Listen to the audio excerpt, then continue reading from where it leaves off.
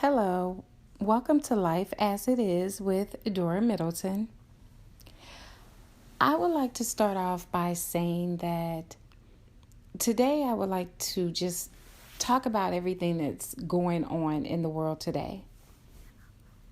And I'm going to basically start off with racism because that's a subject that no one ever wants to talk about.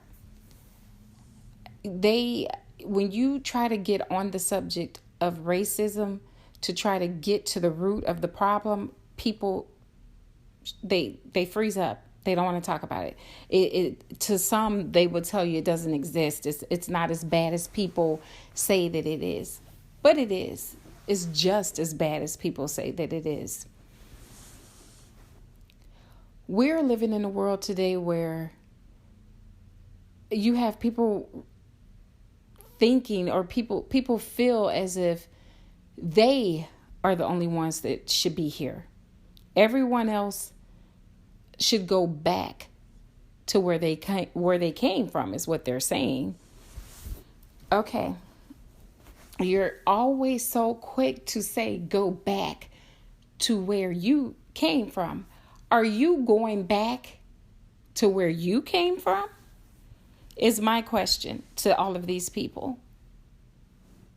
They're always quick to say people are disrespecting the flag. No one's disrespecting the flag.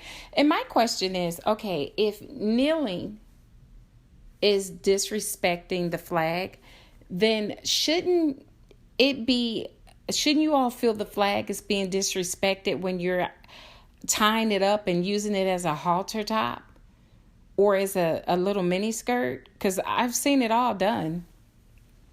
I've seen it. Is it disrespectful then? Is it disrespectful when those same people not only have turned this into a piece of clothing to wear, sitting on the ground in it? Is it disrespectful then? So if you don't think it's disrespectful when people are wearing it around, making halters out of it and skirts, why is it disrespectful if someone's kneeling because they're trying to make a statement, a statement about being equal, everyone being equal, people want to be respected. We want to be able to walk up the street without being harassed, without someone telling you fit the description. The description of what? When all honesty, the only thing you've done is the only law you've broken is walking up the street while black. Why has it gotten to the point where certain people feel, and one thing about me, I'm just going to say this. I'm not going to candy coat it. You understand? I'm not going to kind of dance around what I have to say, what I need to say. I want to know, why is it that when you're Caucasian, you feel that you have the right to tell people where they can and cannot live? You want to interpret to them like you're the superior, like you control everything. Even with housing, you all feel, some of you, and I'm not going to say all of you, because one thing about it, there's racism in all race of people, and every race has racism. I'm not saying every white person is racist. I'm not saying every black person is racist. I'm not saying every Hispanic is racist. I'm not trying to say just every race has racism. But I can only speak from the experiences I've had with racism, and I can only talk about the things that I've seen happen to others with situations with racism. People are so comfortable now. It's like Black people are being disrespected from every angle. And one thing I try to get people to understand, when the discrimination is coming from people that you purchase things from, stores you go to, when you see that these people that own these stores are disrespecting you and treating you like shit, when you go into this store and they're watching you and they're acting like you're trying to steal their merchandise and they're following you around and they're saying ignorant things to you, don't give them your money. Put that shit down. Put it down and walk the hell out, because you don't have to give them your money. And I tell people this every day. Why are you complaining? You're complaining about these little mini markets, for one, in your city. They're selling stale food, sour milk. They're disrespecting your kids. They're disrespecting you. But you're complaining, but you're still going to these stores. Why are you complaining is my question. Why are you complaining? You can put an end to it. You know how you can do that? Don't spend your money in there. If as a community come together and you say, we're not giving you any more of our money. You have disrespected us for the last damn time. We will not spend 1 cent in your store. Guess what happens? No business, no store. They need your business. And these people bank on the fact that no matter how they treat you, you're still coming back. And they laugh in your faces. Stop giving these people your money. Stop going to these stores. You don't go to their stores. They need a profit. These people have to make money to keep these stores open. So why are you shopping there? Why are you still going there? You all need to come together as a community and say, we're going to run your ass out of you're leaving. This is our community. We don't want you here. We're not giving you our money anymore. We will buy from someone else. And shut their asses down. But we can't come to, one thing I notice about, and I'm going to say this, and again, I'm not going to candy coat anything that I have to say, whether it be about someone is white, whether it be about someone is black. We obviously don't know how much power we do have. Because all these people that's doing all this disrespectful shit to us, we don't have to accept this. We don't have to accept this. Stop giving them your money. Shut their asses down. Send them packing. Send them with their stale ass food, their sour ass milk, and those stores that they keep so nasty that when you walk through the door, it stinks. And you know why they do that? Because they don't care about you all in your community.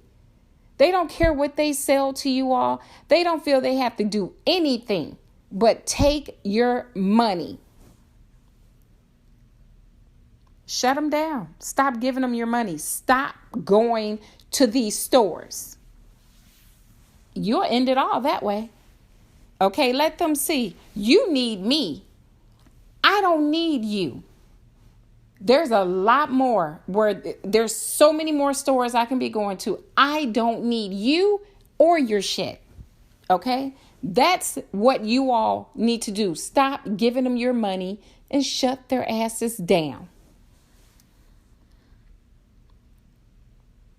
And then you go into bigger stores like your big grocery store chains or your Walmarts, and it seems like from all the videos that I've seen on social media, it's always Walmart where they are accusing people of stealing. People have their receipts. They haven't stolen anything. In every video I've seen, they've always been black. Always been black. Is because they feel when we come into their stores, we're not supposed to be able to spend all the money that we might spend. That's a no. I dare this person come in here and spend this money, and especially if I don't have the money and I'm white, I have this privilege. I dare you spend all this money. I remember reading an article about a rapper that went and withdrew uh, quite a bit of money out of his account, and they called the police.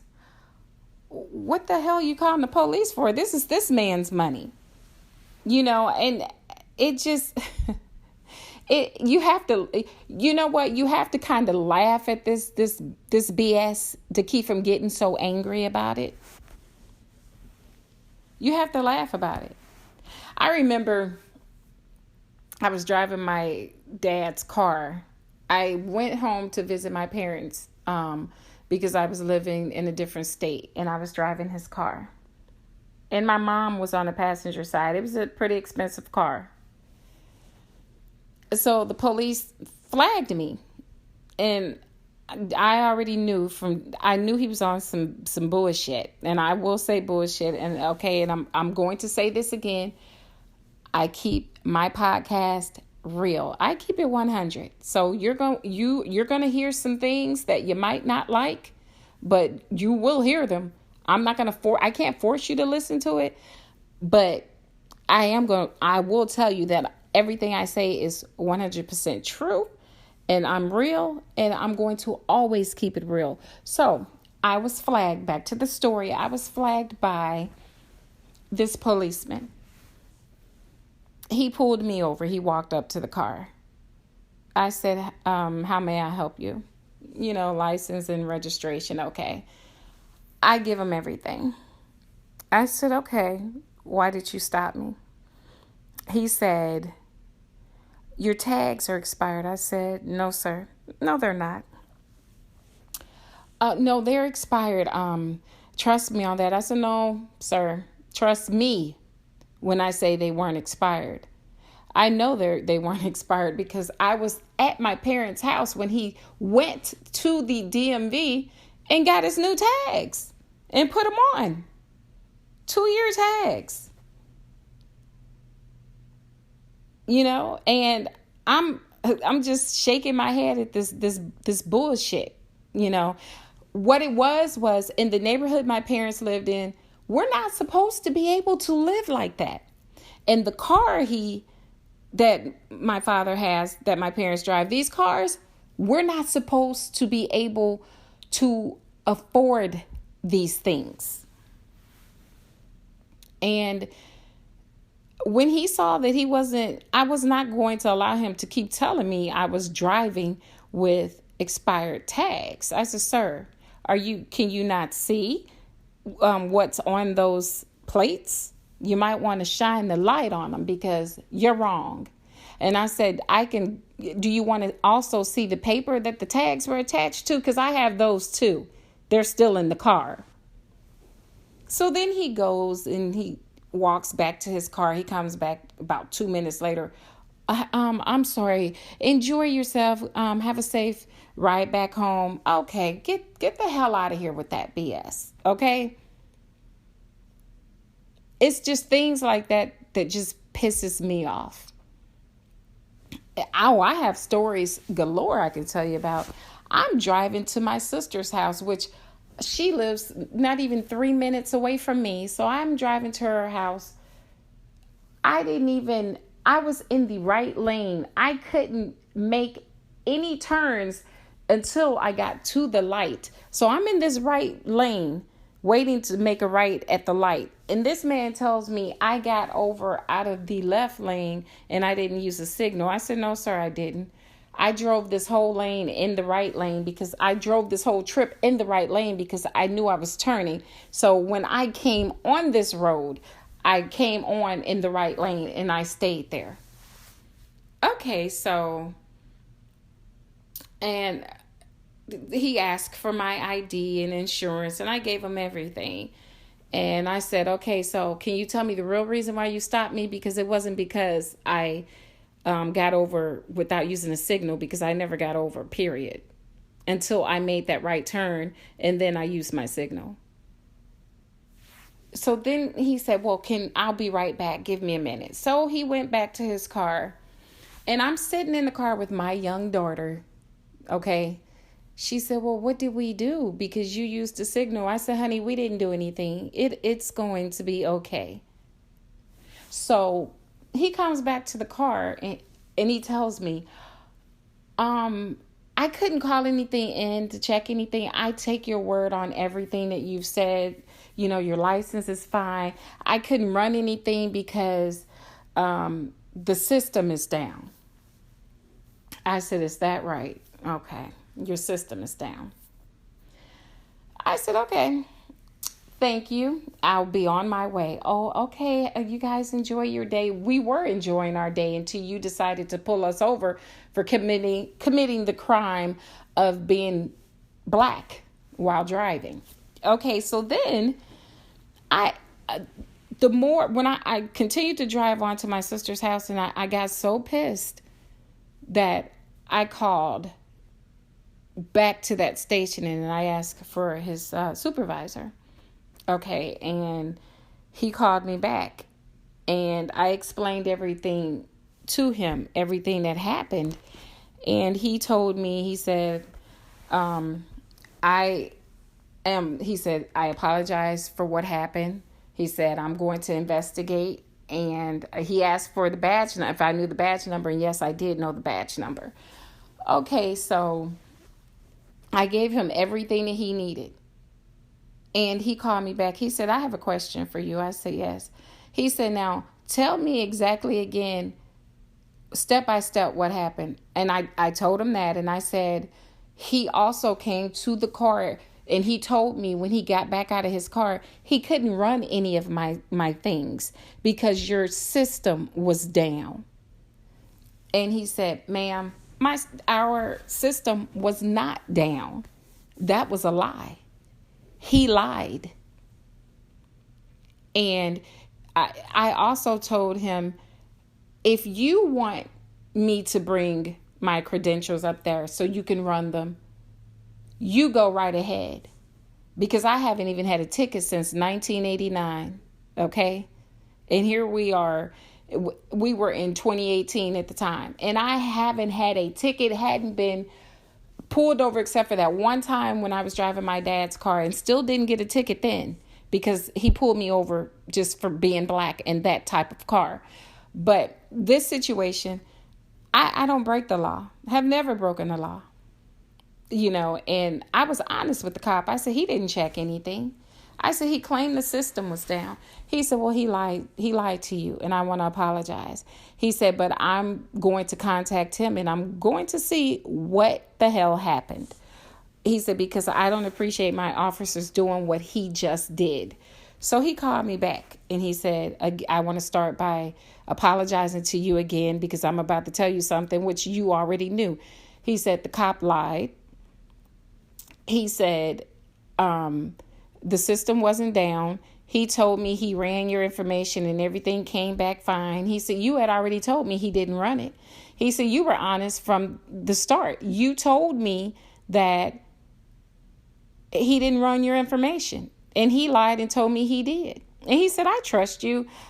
You seem just about as honest as anyone can be. He said, I believe every word of what you're saying. I want you to come up here so that we can write a report on him, because what happens the next time he pulls someone else over because he feels they shouldn't be driving and they're black, and it doesn't end well like it ended with you.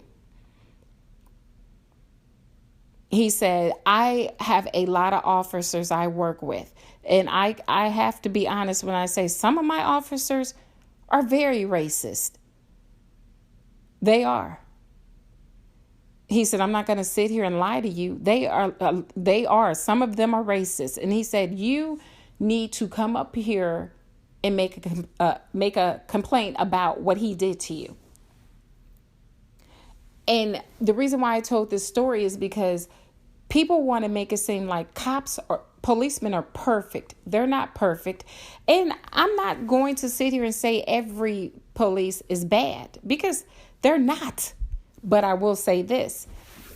They keep everything within themselves. When they see their partners or their co-workers committing these crimes, and when they're killing people in cold blood and they're lying and falsifying paperwork and doing this and that, when you allow that kind of shit to take place, you're just as guilty as they are. You're just as bad as they are, because you're letting this slide, because you all feel you have this code that you have to go by, where you protect your fellow officer when he's doing wrong. When he's doing wrong, you protect him. When you know he's killed someone and he did it and didn't have a reason for doing it, and then he forged documentation, and you stand by him, and you stand and you look everybody in the eyes and you say, this is what happened. Those people are lying. That person had a weapon, or this person tried to charge the officer. All of this bullshit. Okay, when you stand for this, you stand for all of this to take place. You sit here and you agree with what they're doing, then you're just as damn guilty as they are. It's like, while we're living black right now, it's like there's bounties on our backs. Let's see how many blacks we can kill today. It's almost like the damn Hunger Games. Like we're being hunted down. And no one sees that this is a problem. No one wants to believe this is a problem. That's one thing I can't stand to hear, is when someone says, well, I don't think it's as bad as what they're saying. Why are they always complaining? It's always the race card. It's always the race card. Really? You don't see anything that's going on? How would you feel if it was your child being gunned down in that car? How would you feel if it was your child laying on the hot ass ground after being shot down like a damn animal? How would you feel? How would you feel if your kids in 2019, 2018, there was a situation, I'm going to tell you about another situation, okay, where there were little kids at a damn birthday party. And yes, I curse sometimes. I do. And when I get mad, yes.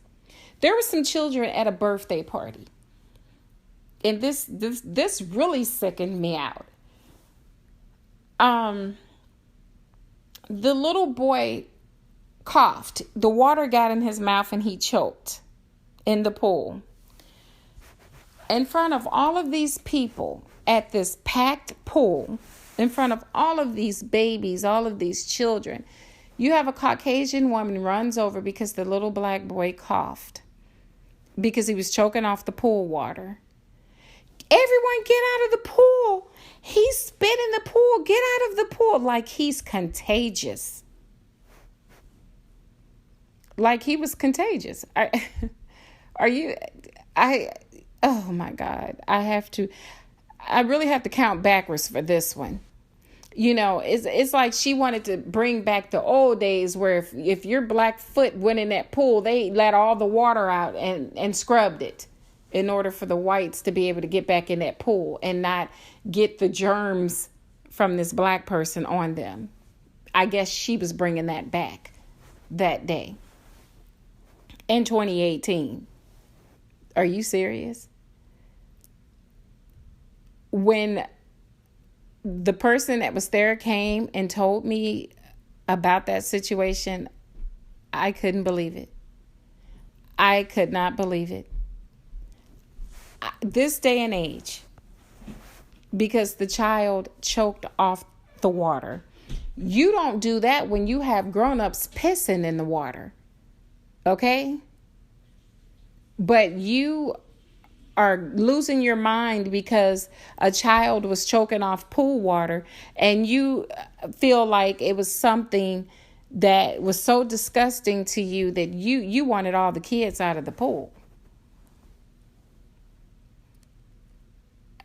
Unbelievable. Really unbelievable. We will be back after this quick break. Hello, everyone. Welcome back to Life as It Is with Dora Middleton. Before break, I was telling you about an incident with a little black child and a white woman at a public pool. Okay, now I really would like to discuss the situation with Black Lives Matter. I would like to touch on that because that's a touchy situation there as well.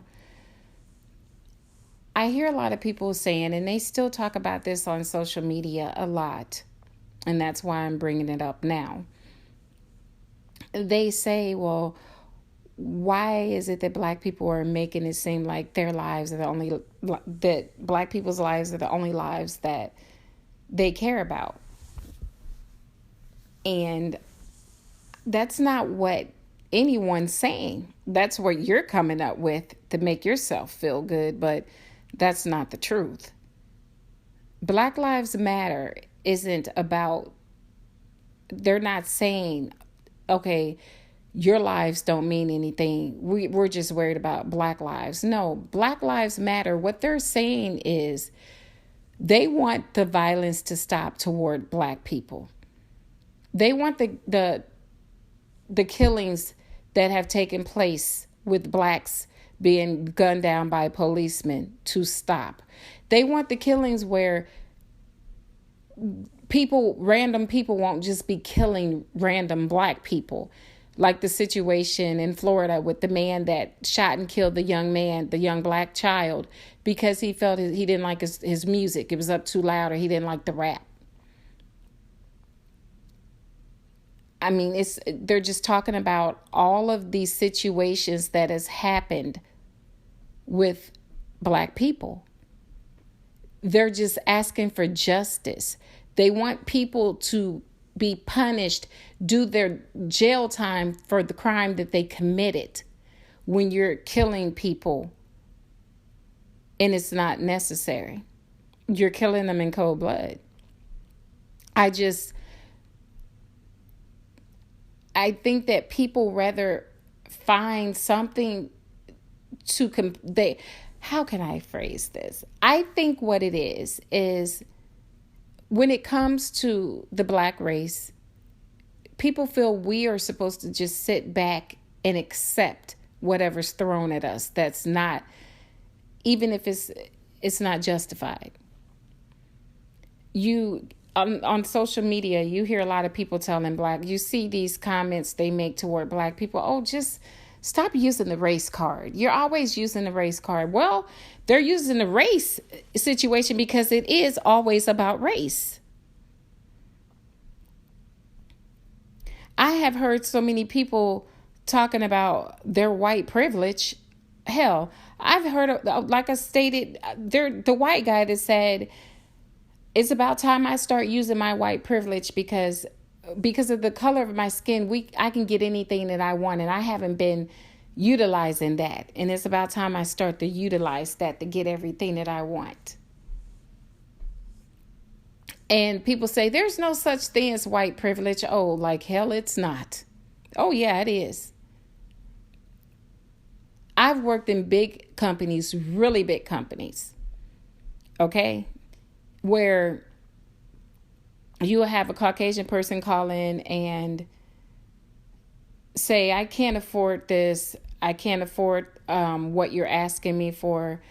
Is there a way that you can lower? I'm a single parent. Is there a way that you can lower the amount of my move-in so that I can move into my new house? Because I can't afford that move-in cost. Okay. And I said, ma'am, this is what the move-in cost is. Basically, you're buying this house. You filled out your paperwork and you said you could afford this house. This is what I'm saying to myself. I said, ma'am, can you ask your supervisor? I'm like, okay. So I'm talking to my supervisor. I said, sir, there's nothing we can do about this. This is her move-in cost. Oh, no, I'm going to change some numbers. She's going to get in this house. I'm going to just make it so that she can move in for this $1,000. So he gets on the phone, ma'am, is $1,000, can you make $1,000 or do we have to work at it some more? She says, that's fine. I can afford $1,000.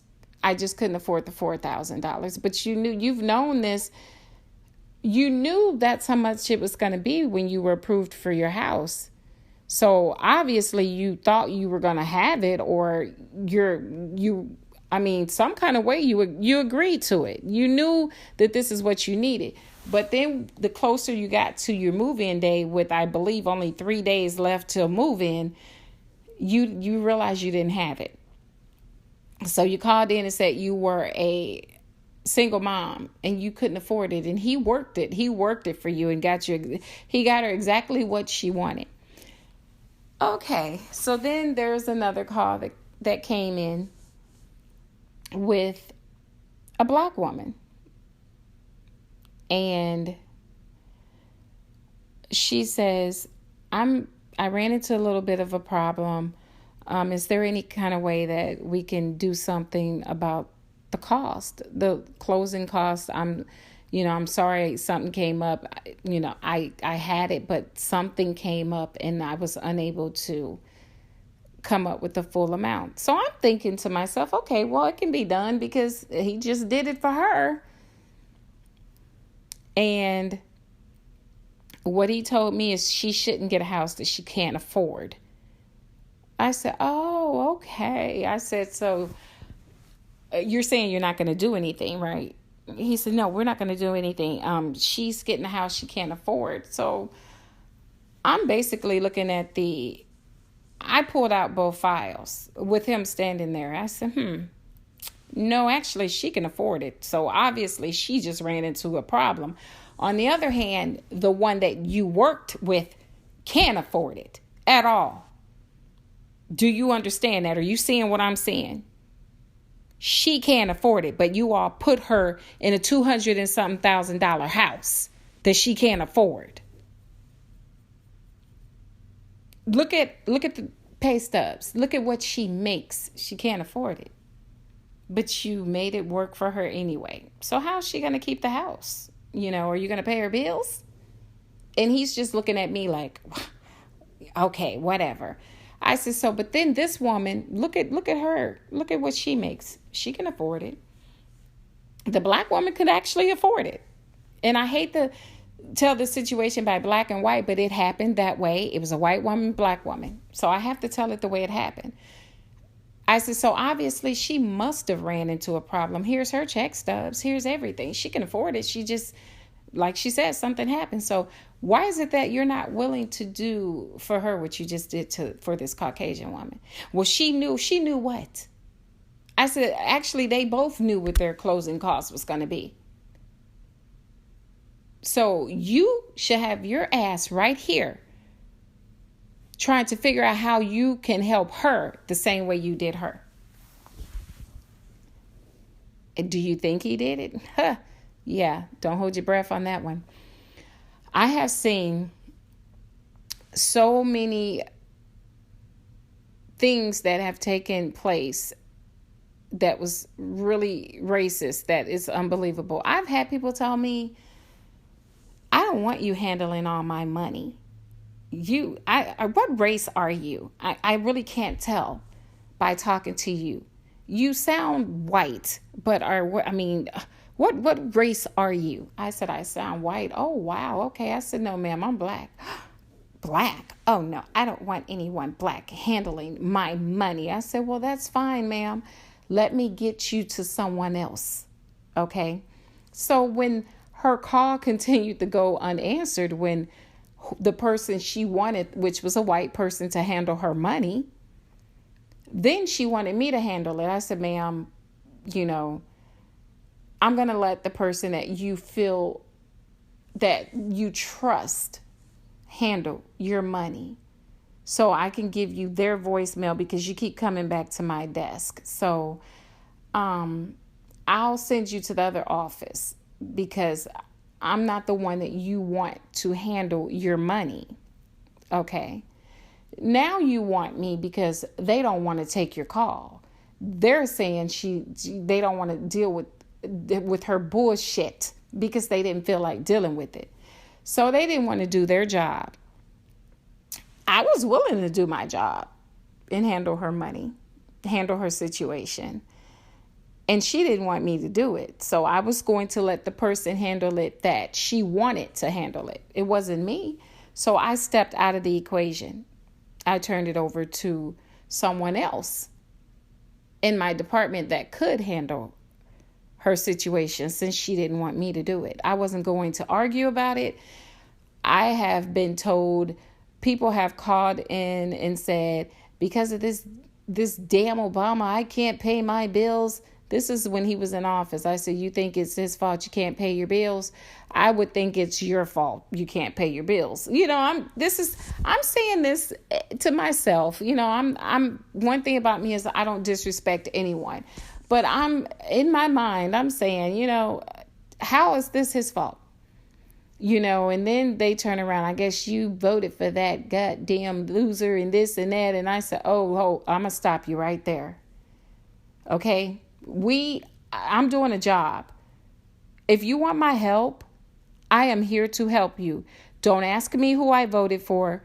Don't start venting to me about how you feel about what's going on with politics right now. That's not a part of my job, you know. And I explained to my superior this, to my boss, I'll say, over the department, this call you need to handle. Because I'm not going to do it. I'm not going to listen to someone that is going into this whole vent about what they feel this man is doing or not doing. I wouldn't listen to it if it was Bill Clinton. I wouldn't listen to it if it was Trump. I'm here to do a job, not hear you and how you feel about Obama. Okay, I'm not. If you didn't vote for him, that's your prerogative. That's your business. Don't ask me who I voted for. That's my business. I'm here to do my job. Just let's keep it that way.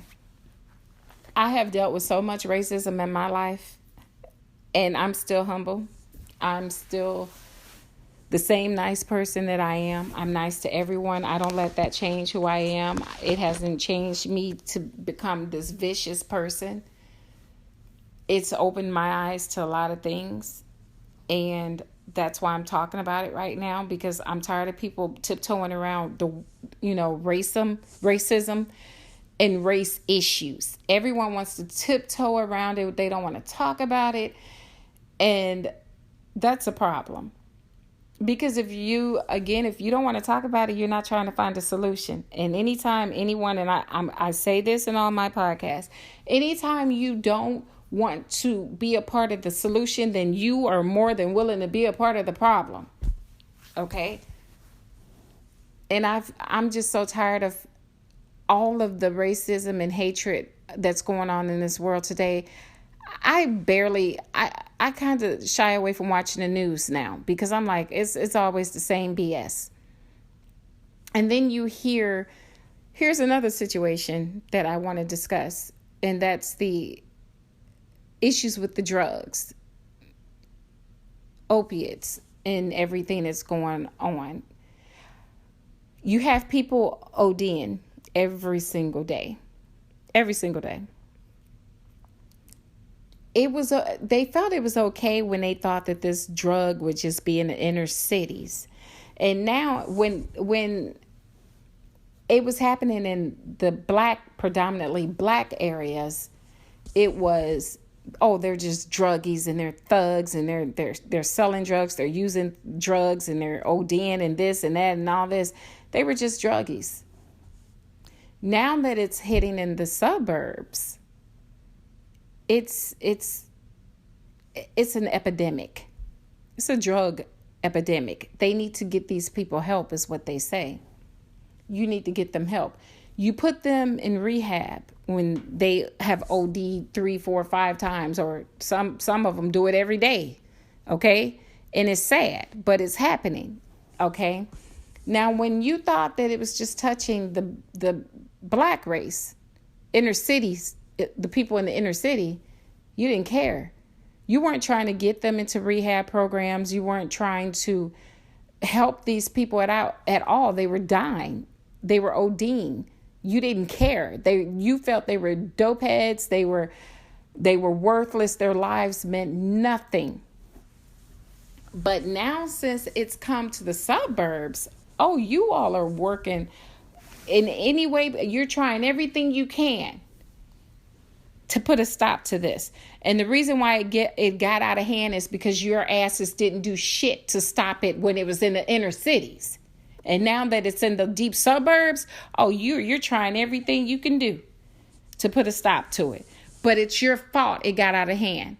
Had you all stepped in and done something about it when it was happening in the inner cities, then your precious suburbs would have been fine.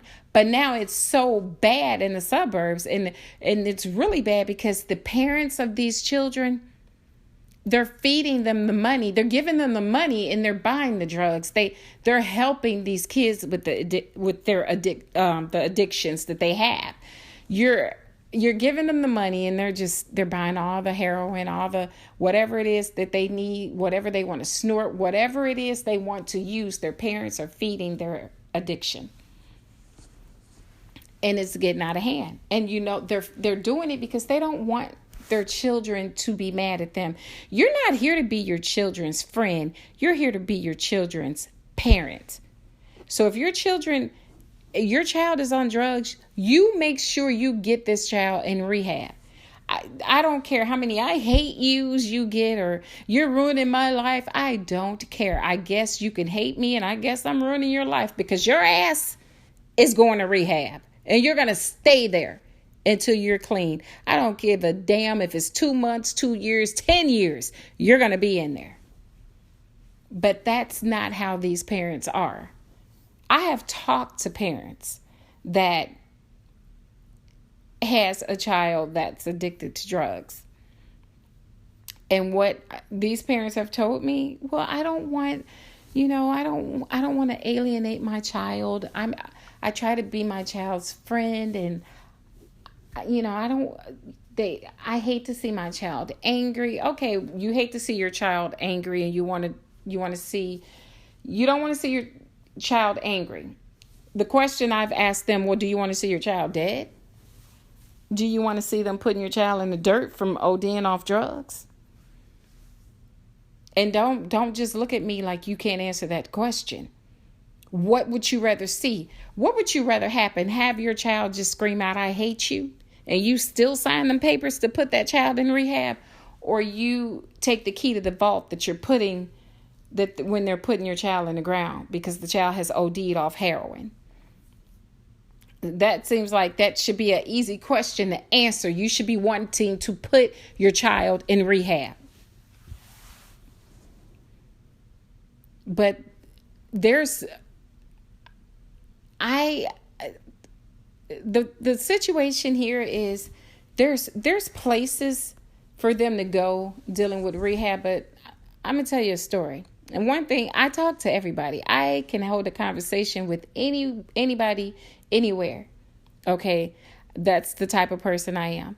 So when I say, oh, I had a conversation with this person or that person, I did, because I can do that. I talk a lot. If you haven't noticed, I talk a lot. So I have met a lot of people in my lifetime. And I've talked to people, COs in jails. And these people have stated, well, when they send black kids in here, they try to get them time. They don't try to get them into rehab. They rather us send them up. They don't try to help them. But when white kids come through the system, the first thing they tell us is we don't want to ruin their record. They were found with this drug, but they have a drug habit. Put them in this rehab program, where they have a rehab program, from what I've heard, is very nice, but they don't put the black children in there. Their goal with them is to just send them up They were caught with this drug, put them in jail. But when it comes to the white kids going through that system, they're not going to ruin their record. They put them through rehab. They don't even charge them with the drug they found on them. But it's not that easy for the black children. And when I'm talking to these people and I hear this, all I can do is shake my head like, what the hell is going on here? This is the world that we live. This is why I say the country's downfall. This is why I named my podcast today, A Country's Downfall. Because if we don't make some changes, this country it's going to be fucked. I mean, it's already there, damn near. It's just,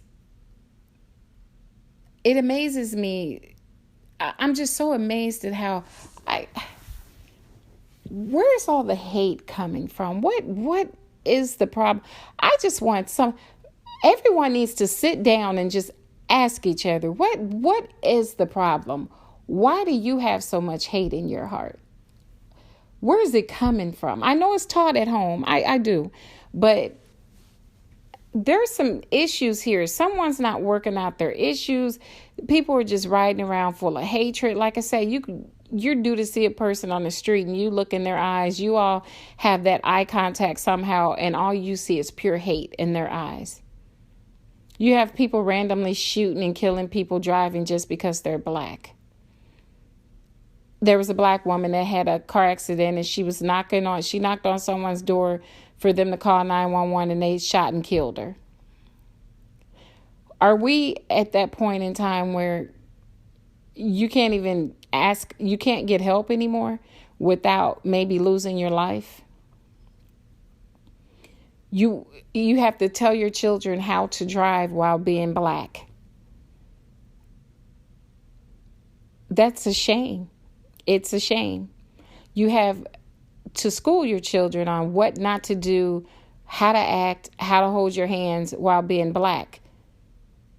When white kids can drive all up and down the streets, hanging out of the window, and hey, anyone that don't like it, I tell you again, you don't have to listen. I'm telling you from experience of what I've seen.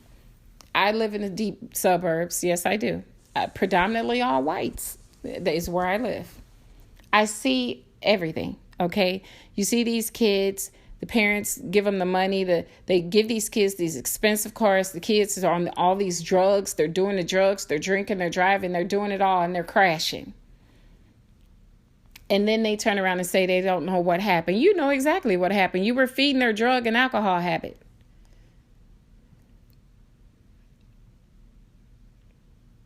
Stop acting like, and I tell people, stop acting like what's going on in the inner cities isn't happening in the suburbs. Oh, it's happening in the suburbs, but guess what? The suburbs is going to keep it quiet. They don't want anyone to know that it's happening. But I tell people, oh, honey, what's happening in the inner cities is happening in the suburbs, but they're just trying to hide it from everyone.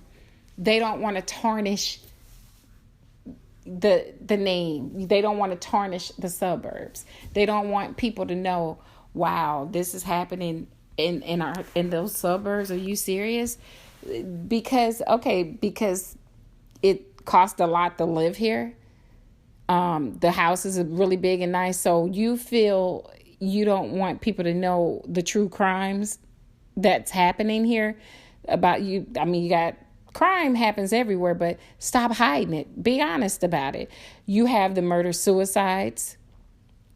You have the kids killing the parents. You have all of that taking place. But they hide it. They make it seem like none of it is happening in the suburbs when it happens every day. And I tell people that. It happens every day. Don't assume it doesn't. They just hide it from you all. So I'm sitting here and I have to wonder sometimes. I've even heard attorneys say, you know, when they prosecute, when they're trying to get their cases done, they're not going to really fight the way, and this is a damn shame for an attorney to say this, they're not going to fight the way they should fight for that person's case because they don't want to alienate the judge. They don't want to upset the judge or the other attorney because they might need them for something. So you're half-assed doing things with cases dealing with blacks when it involves blacks and whites. You're half-assed doing they're paying you as a black person, they're paying you your retainer, they're paying you everything you ask for. But you're half-assed working your job. That's also a problem. That's a big problem, and it happens a lot. I have a lot of friends as lawyers, doctors, you name it. I know them. Because again, I talk a lot. People talk to me. I'm easy to talk to. I can be in a store and someone will start talking to me and I know their whole life story in 10 minutes. And then they'll turn around and say, you are just so easy to talk to. I am easy to talk to because I don't judge anyone. I don't do that. If I can help you, I'm going to talk to you and tell you what you should be doing. You know, if you want my opinion, I'll give it to you. I'm easy to talk to. But the world we're living in right now, this world is so corrupt. There's so much anger, so much hatred that it seems like it's crumbling. But I need to take another break, so I will be back in a moment. Hello, everyone. Welcome back to Life as It Is with me, Dora Middleton. I would like to finish my discussion I was having. I've touched on a lot of different subjects. Now I want to touch on all of the kidnappings we're having. And just human trafficking. All of this is a big problem in this country right now. It's just so much happening. It's like if it's not one thing, it's another in this country. With the kidnappings, every day you're on social media. Whatever day you decide to get on social media, it's always you're sharing pictures of missing children.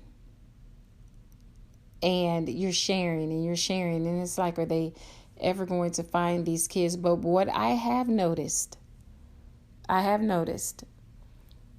from watching the news and reading different articles on kidnappings, I kind of want to know. Well, I actually want to know. I'm not going to say I kind of want to know. I want to know why is it that when it comes to brown children, black children, why is it that they're always asking, well, did they run away?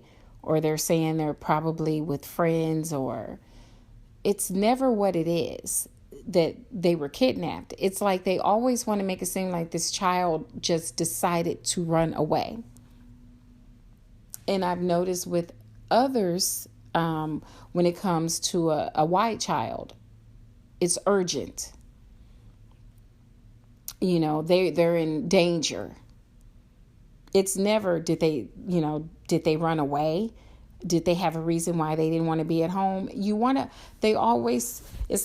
It's always made to believe that these kids were unhappy at home and they decided to just pick up and run away. And then they have later found the children dead. When you didn't want to do an Amber Alert because you felt that they were runaways. And I'm talking on this subject because I can remember a situation happening a few years ago down south, when I lived down south. It was a little girl. She was a Hispanic child. I would see this little girl playing outside sometimes by herself. And I know a few times I've told her, honey, go inside, go in the house. You shouldn't be out here by yourself. One thing about me, when it comes to kids, I hate to see a child outside alone. I'm one of those people where no child should be outside alone. Call me You could say whatever you want where I'm concerned, but I'm that parent that, no, I'm going to watch mine like a hawk. Okay? You go up the street walking, I'm coming behind you. I'm right with you. I'm not going to give you a chance to take what belongs to me. And I cringe when I see these kids alone, walking the streets alone. Shouldn't be like that. Not this day and age. I know when we were younger, we would ride the bikes until the sun was down, and the street lights came on. But it was different then. I'm not saying things didn't happen back then, but the things that's happening now, keep an eye on your kids, people. Don't just send your kids outside and not check on them. It's pedophiles out there. It's murderers out there. You don't want to just have your kids outside and not check on them and not watch them. That's the wrong thing to do. The wrong thing to do. And back to the little girl. Because at the time I was living in an apartment, it was about, I'd say maybe 7 years ago. And the little girl, as I stated, was always outside by herself. I called the leasing office and I told them, could you please talk to this child's mother? The child shouldn't be wandering around outside by herself. I got so disgusted. One day, I even called the police. Please, can you all come? She's outside by herself again. I walked her to the front of the house, to the front of her apartment, and watched her go in and told her, lock the doors. I don't know what was going on with that situation. I don't judge people. I don't know. All I know is I constantly kept trying to get this child to stay in the house. And I called the police. They didn't do anything. I tried to even do a hotline call. They wanted to, I don't know anything about her parents. I don't know, because I'm the type of person, I stay to myself because, I just stay to myself. So I can't tell you anything about my neighbors. I can't even tell you anything about my neighbors now. I've talked to one neighbor, one. And I think it's easier that way because people are really messy and I don't like drama, and I do my thing. Okay. I just do my thing. And I live in a really quiet neighborhood, but I still say I'm not the type of person, even though I say I'm easy to talk to, I am. But when it comes to neighbors, you got to be watchful of that whole neighbor situation, because people get real messy. And I have seen some situations break out in neighborhoods, and I don't want to be a part of that because I don't do drama. Okay, but enough of that. Back to my story. I tried everything I could to help this baby. So no one helped. And I went back to the leasing office one last time. And I told the manager there, I said, if you all don't talk to her mother, because when I would see the child, the mother was never around, so I couldn't talk to her myself because I never saw her. I never knew where she was at. She was never at the house. So I said, if you all don't step in, it's not going to end well for this baby. She's running around out here. And again, I was in the deep suburbs, but down south, where I lived down there, it was the suburbs, but it had all these ways to these dark streets going to different areas, and it was like about 4 different highways you can hit to get away from that area. It was just a straight shot if anyone wanted to do anything, and it was a beautiful area, but I had a problem with her being out there because I'm like, it's just too many ways for someone to get away with that child. And I didn't know what to do. I felt lost. I'm like, I'm trying to help this child. I've tried the hotline, the mother. I've tried everything I could do. So finally, the mom moved away. She moved, I say, 10 minutes, 15 minutes up the street. Still a nice area. She started doing the same thing, allowing her daughter to play outside, from what I gathered, from what I heard from people that knew her. There was a maintenance man working at that facility. He had some kind of sick fetish, they said, with the little girl. So he stole her skate. And he told her, they said one day, if he told the little girl, I think she was 6 or something like that. He told her if 6 or 7, I believe she was, 6 or 7. He told her if she wanted her other skates, she had to come with him. And she went with them, from what they say. And this information I got from a policeman. She went with him. He had her in one of the empty apartments, and he raped her every day he had her. He beat her. And they said he raped and beat her in a way that it seems like it was some kind of crime of passion. This little baby. They said he had some kind of sick. He was disgusting. I mean, the things that they say that man did to that baby was just so disgusting. The police, when the mother made the police report, because this was a Hispanic child in a Hispanic family, she needed an interpreter. They refused to give her one. They refused to give the mother one. And they didn't look for the child. The people in the complex were looking for the child. They were looking high and low. They were telling the policemen in that area we lived in, I'm going to say it again, it was predominantly white. And they didn't want to look for her. They said she ran away. So you really believed a 6 or 7-year-old child ran away? The police department was all white. No other colors, all white. Not other race, no other race, just white. They wouldn't look for the child. They came and said, well, we drove around the area.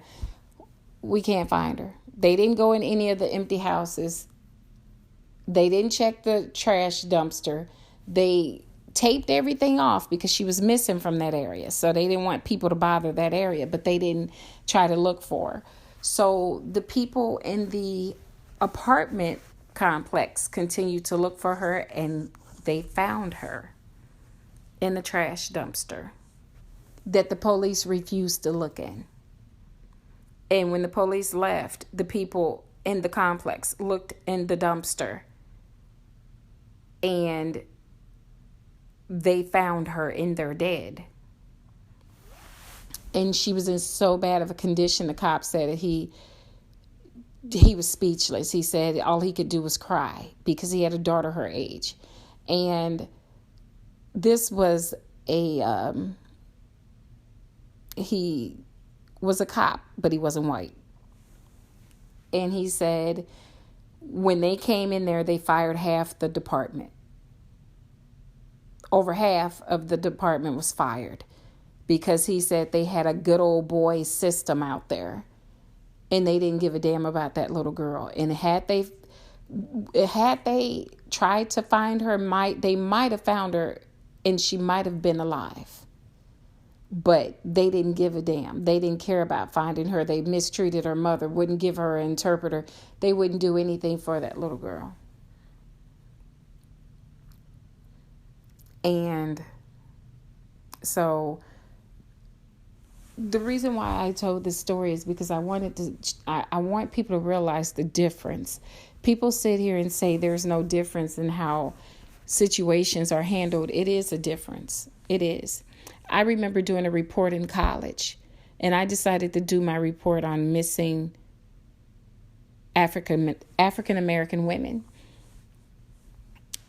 I remember sitting at my computer, and I literally cried because I'm looking at all these missing women And none of these, I don't recall seeing any of this on the news.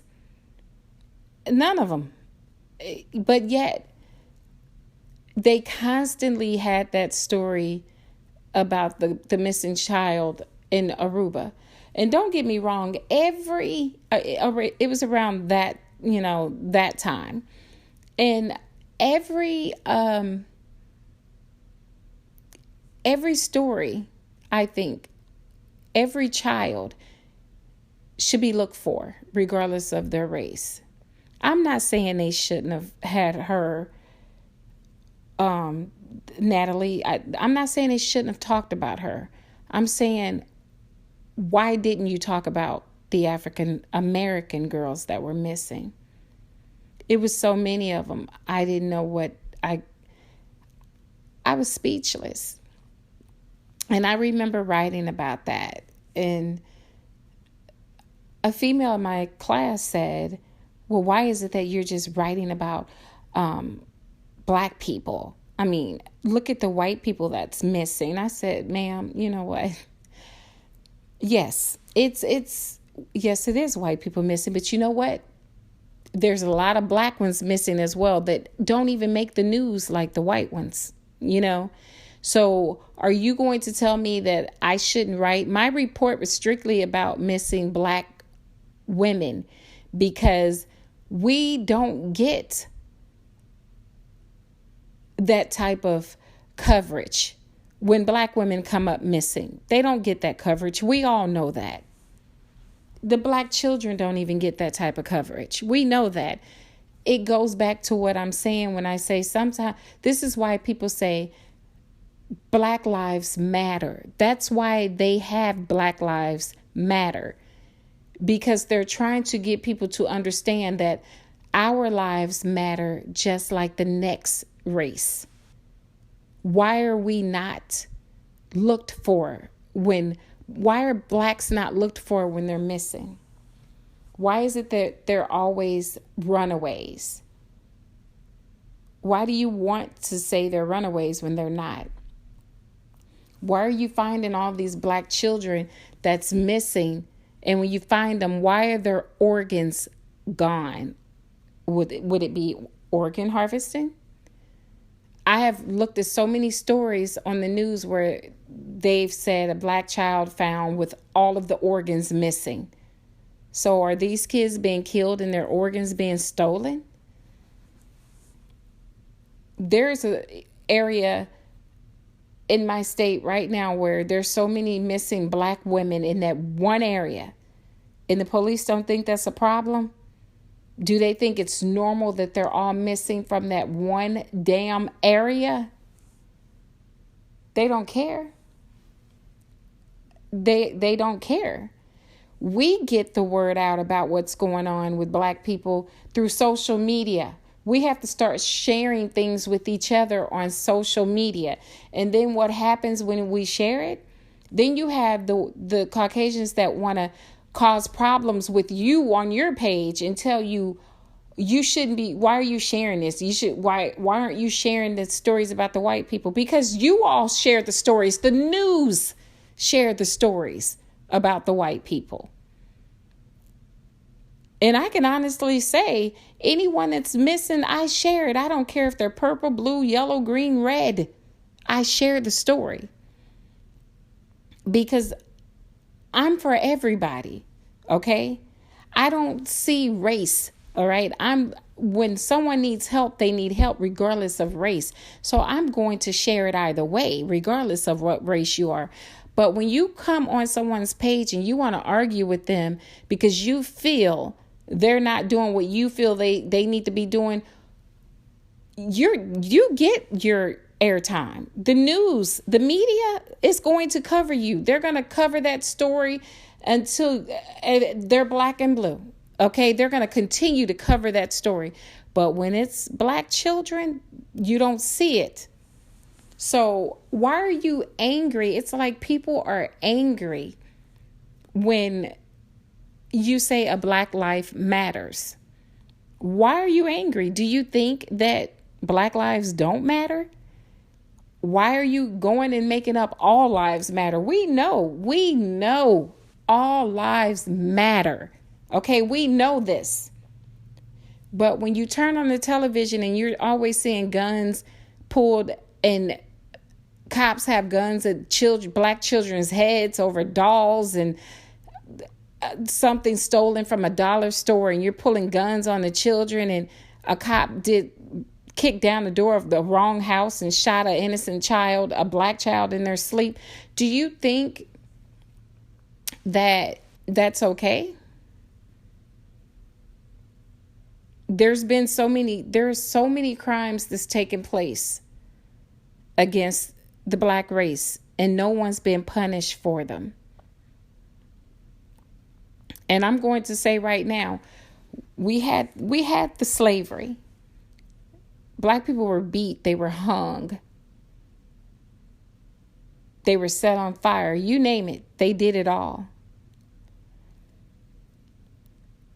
They're doing the same thing now, except they're doing it in a different way. They're doing it in a different way. Everything that happened then is happening now. They're just doing it differently. They're using guns, they're not hanging them from trees. Even though there's been stories where in different states they have found blacks hanging. But everything that they're doing now, they're just doing it in a different way. Minus the cotton picking. You understand? They're still having the dogs basically trying to eat them alive in handcuffs, and you release your dog to attack someone in handcuffs. They're doing the same thing they did back then, except they're doing it differently now. It's just different methods. Same thing, just different methods. And everyone wants to be mad because we want to have a voice as blacks. We want to talk about how we feel. And everyone is always saying, they are always playing the race card. The race card. We're always playing the race card. Who the hell do you all think you are when you say that shit? Who do you think you are? I'm just so tired of all the racists out there. And don't get me wrong, as I stated, as I always say in all of my shows, not all white people are racist. Not all black people are racist. But they're out there. There's racism in every race. But it works your nerves when you hear someone always screaming, what about this? What about that? What about it? What about it? Why won't you use all that built up energy you got to complain? Why won't you use that damn energy and help with the problem? Help us find a solution. Instead, you want to troll and you want to cause problems and you want to always say, what about this? What about that? What about keeping your damn mouth shut? How about that?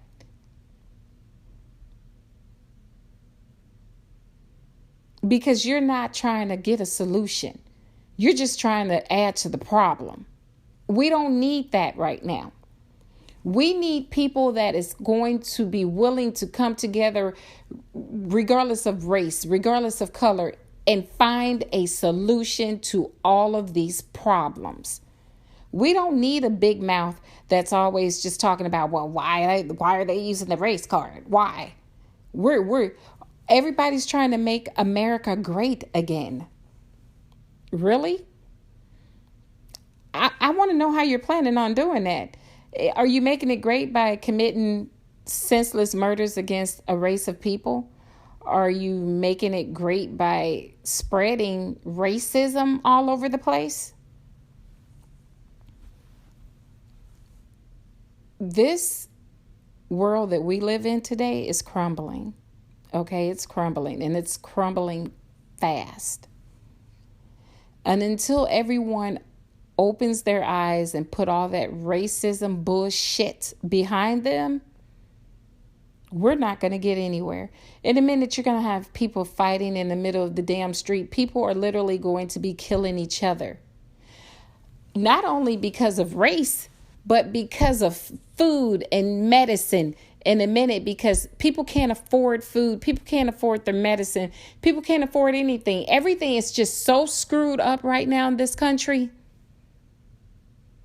It's going to be like Babylon in a moment. But people don't see that. You have the media only reporting what the media wants to report. The media they will tell you a certain, they tell you what they want to tell you. They report what they want to report. They don't report the whole story. Why is it that when something happens and it's white and black in the media, when it's a white person, they show all these beautiful pictures of this person with his family and with his children and his wife, but yet he killed his wife and his kids. But you're not going to put any bad picture up there. You're not even going to put the mug shot up there. You're just going to put the pictures of his family up there. And then when you see when you see a black man being charged, you show mug shots and you want to go back to when he was 5 years old and he stole a Tootsie Roll. Where's the pictures of him and his family cuddling, playing around? Where's the good pictures? You find some of the worst pictures that you can to make him out to be some type of savage. And then you want to put the white guy on the front of the news like he was a saint. But yet your saint just went and killed his 2 children and his wife. Yes, the media needs to change what the hell they are doing too. They're part of the problem. They're a part of the problem. So it's so many people adding to the problem, but no one's adding to the solution. No one's trying to make things better. How about instead of you running around here saying, let's make America great again? How about we make the world safe again? How about we make the world peaceful again? How about we stop the violence, or at least try to stop some of the violence again?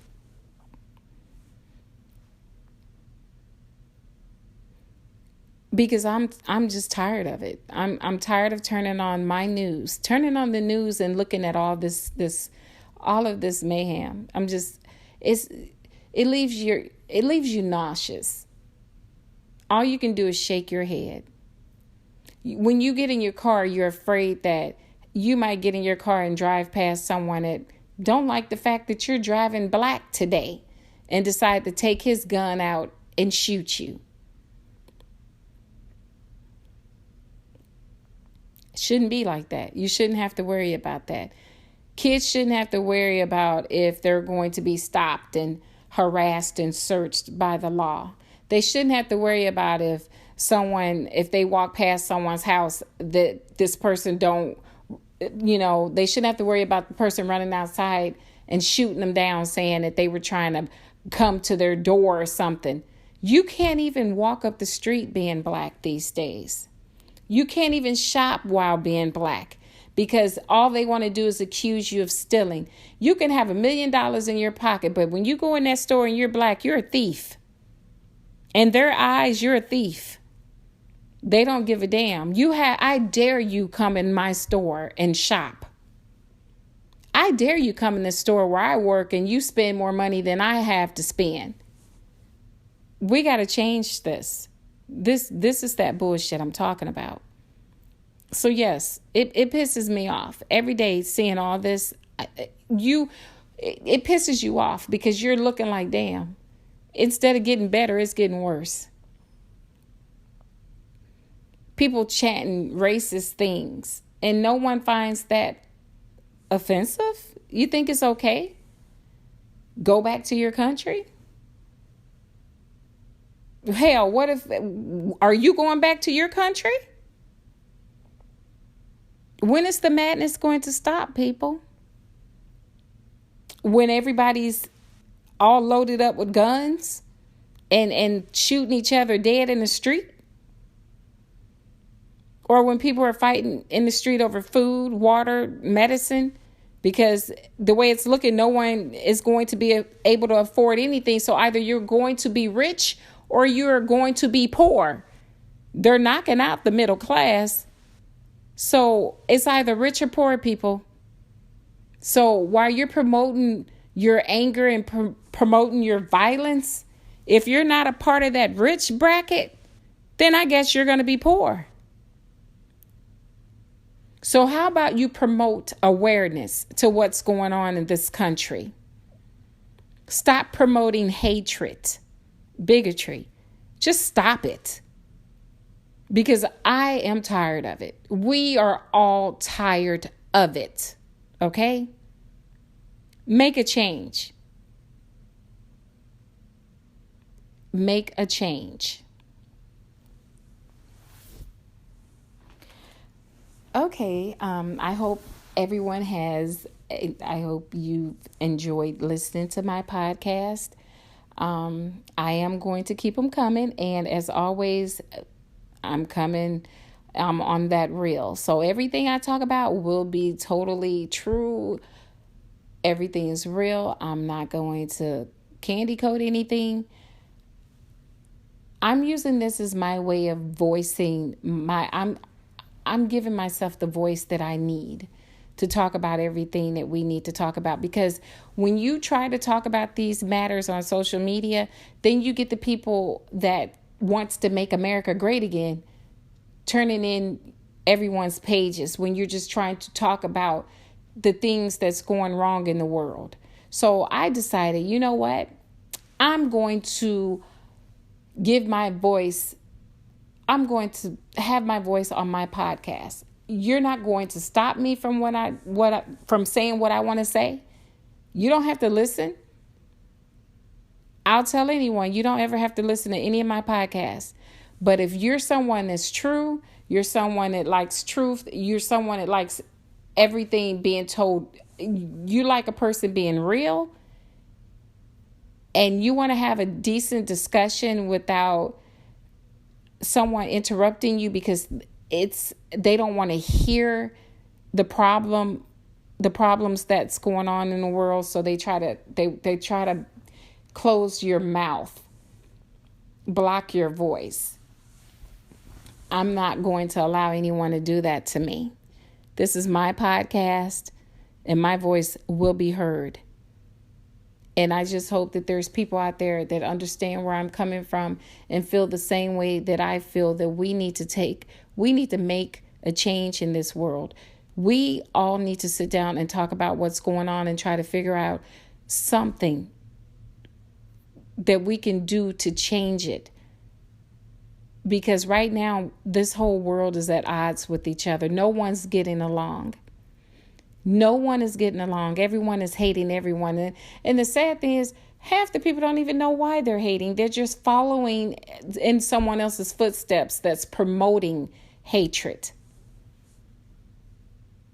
We're living in a world right now that just seems like things are just falling apart, like just crumbling at a fast speed, people.